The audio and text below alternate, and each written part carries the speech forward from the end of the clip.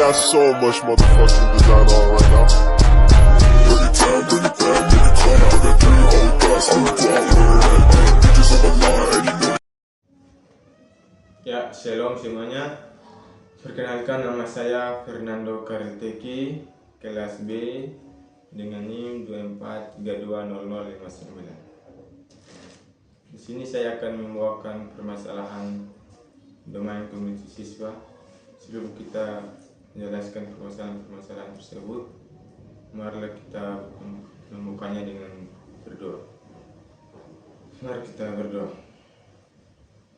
Tuhan kerjaan surga, sekarang saya nak membawakan materi jika kita mari datang ingin kita dalam ini agar bisa membawakan materi dari awal hingga berakhir dengan penuh sukacita, dengan aman dan menyenangkan. Berikan Tuhan agar sebentar saya membuat materi ini tidak terjadi kendala apa Tuhan, agar bisa membawa materi dengan benar ya Tuhan.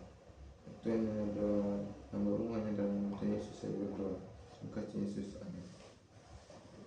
Nah, baik, jadi di sini saya akan membawakan materi tentang permasalahan domain kognitif siswa.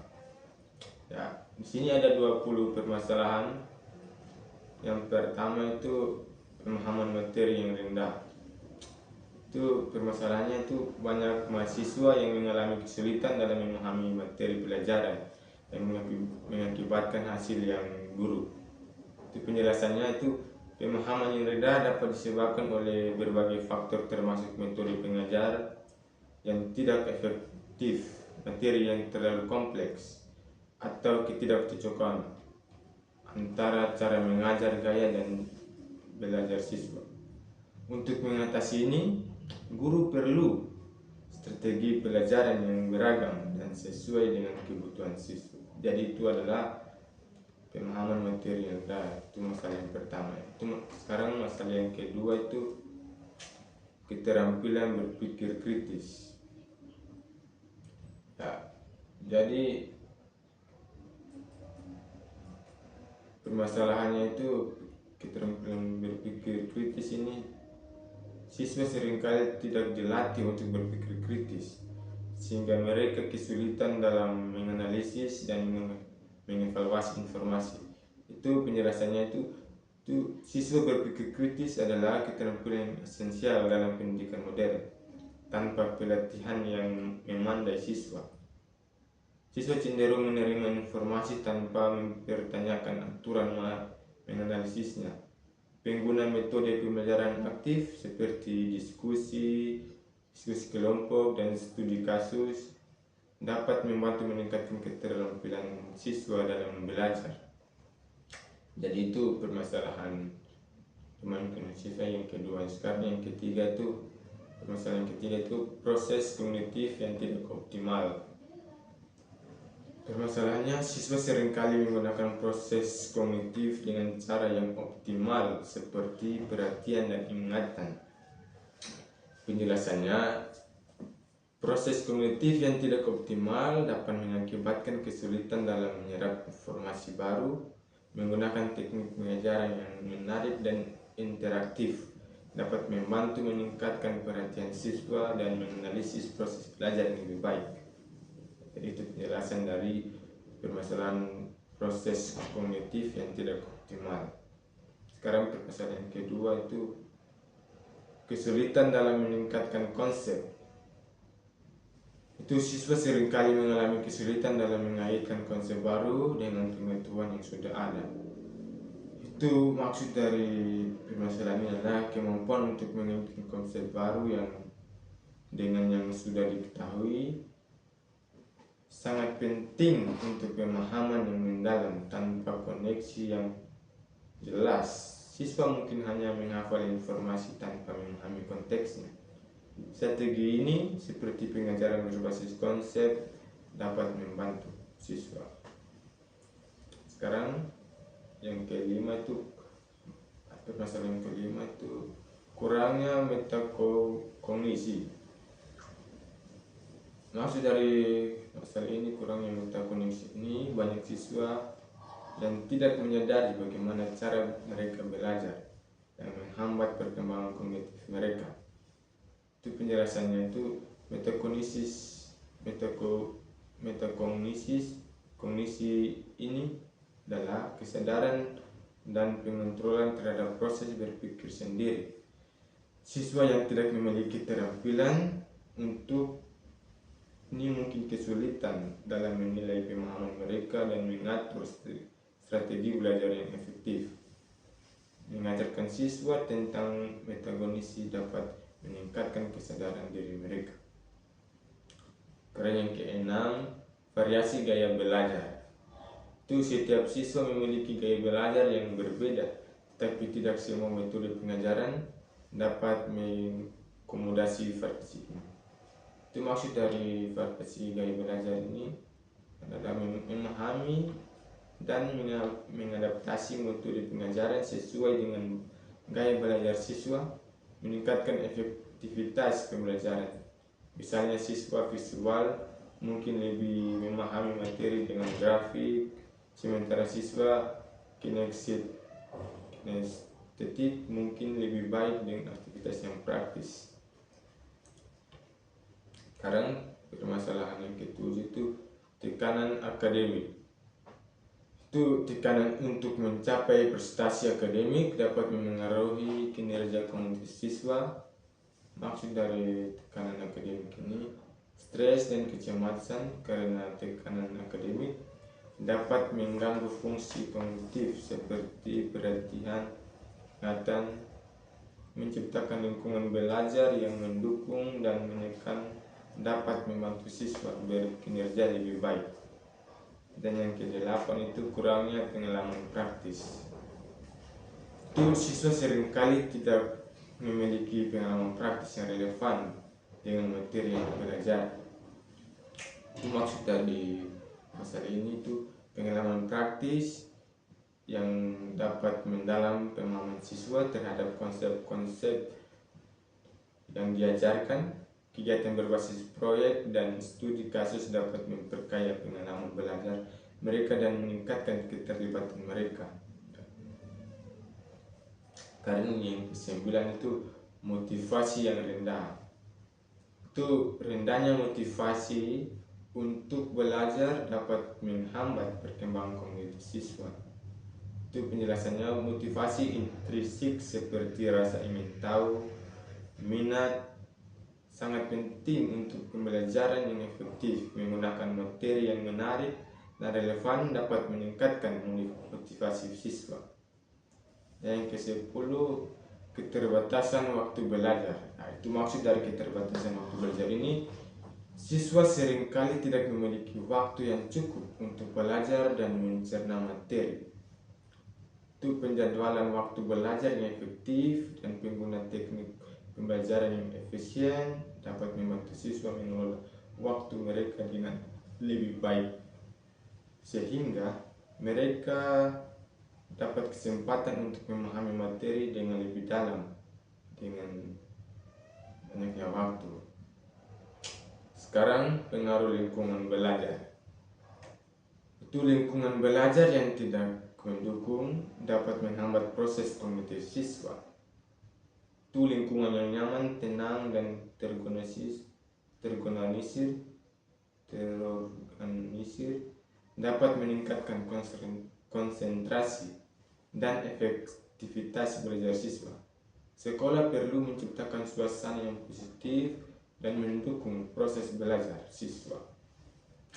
Karya yang ke-12, kesulitan dalam penalaran logis. Itu maksud dari kesulitan ini, kesulitan dalam penalaran logis ini, banyak siswa yang tidak mampu melakukan penalaran logis yang diperlukan untuk menyelesaikan masalah. Itu penalaran yang logis adalah keterampilan penting dalam menyelesaikan masalah dan membuat keputusan. Melatih siswa dengan soal-soal yang menurut penalaran logis dapat membantu meningkatkan keterampilan siswa untuk berpikir. Karya yang ke-13, ketidakmampuan dalam mengelola informasi. Itu siswa seringkali kesulitan dalam mengelola dan memproses informasi yang banyak. Itu mengajarkan strategi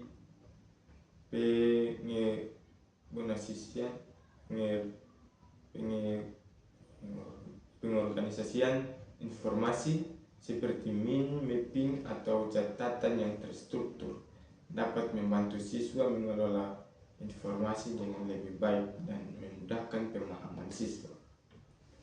Sekarang persepsi diri yang negatif, masalah yang ke-14, persepsi diri yang negatif. Itu siswa dengan persepsi diri yang negatif mungkin merasa tidak mampu belajar dengan baik. Yaitu penjelasannya itu, persepsi diri ini mempengaruhi motivasi dan kinerja siswa.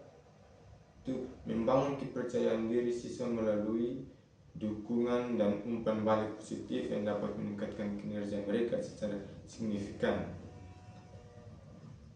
Ya, sekarang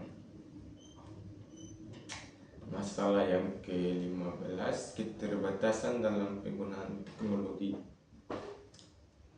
Ya, itu siswa mungkin dapat memiliki keterampilan teknologi yang diperlukan untuk belajar secara efektif di era digital.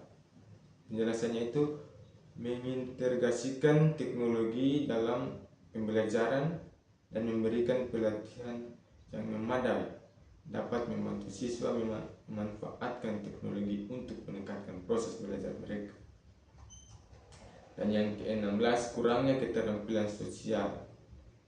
Itu maksud dari masalah kurangnya keterampilan sosial ini, keterampilan sosial yang kurang dapat mempengaruhi kemampuan siswa untuk bekerja dalam kelompok. Penjelasannya itu, keterampilan sosial penting untuk kolaborasi dan diskusi. Mengadakan aktivitas kelompok dapat membantu siswa mengembangkan keterampilan untuk belajar bekerja sama dengan baik. Dan yang ke-17, keterbatasan akses ke sumber daya. Itu siswa mungkin tidak memiliki akses yang cukup ke sumber daya belajar yang berkualitas. Itu maksudnya itu menyediakan akses yang ke sumber daya yang bervariasi, termasuk buku, artikel, dan materi online, dapat membantu siswa belajar dengan lebih efektif. Dan yang ke-18, pengaruh budaya dan lingkungan keluarga. Itu maksudnya dari pengaruh budaya dan lingkungan keluarga ini, itu latar belakang budaya dan lingkungan keluarga dapat mempengaruhi sikap siswa terhadap belajar. Penjelasannya, memahami dan menghargai latar belakang budaya siswa dapat membantu guru menyesuaikan pendekatan pembelajaran mereka agar lebih inklusif dan relevan. Dan yang ke-19, keterampilan penyelesaian masalah yang lemah. Itu siswa sering tidak memiliki keterampilan yang diperlukan untuk menyelesaikan masalah secara efektif. Penjelasannya, mengajarkan pendekatan sistematis untuk penyelesaian masalah dapat membantu siswa mengembangkan keterampilan ini dan meningkatkan kemampuan mereka dalam memahami tantangan ke depan.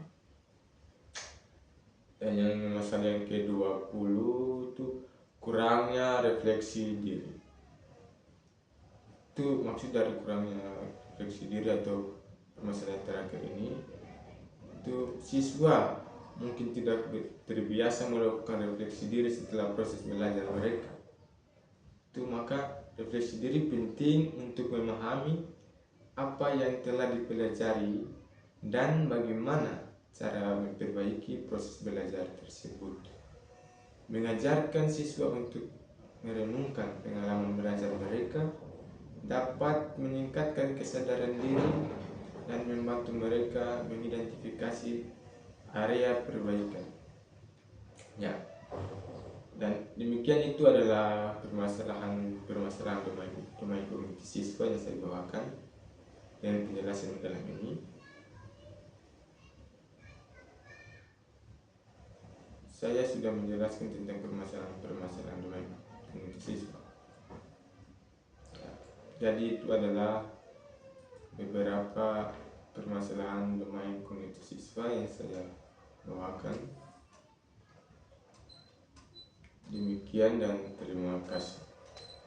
Ya, dan sebelum kita mengakhiri aktivitas mengajar kita di saat ini, marilah kita berdoa. Mari kita berdoa. Terima kasih Tuhan, terima kasih Bapa di surga, karena sudah membimbing saya dari awal mengajar hingga berakhir dengan penuh damai Yesus Tuhan, dan berikan agar apa yang saya bawakan itu dapat saya mengerti dan pahami Tuhan. Dan Tuhan berikan agar saya bisa mendapatkan ini yang cukup. Tuhan, ini doa saya. Dalam nama Tuhan Yesus saya berdoa. Haleluya. Amin. Nah, baik, terima kasih. Demikian video mengajar dari saya. Salam olahraga. PJKR Jaya Jaya Jaya.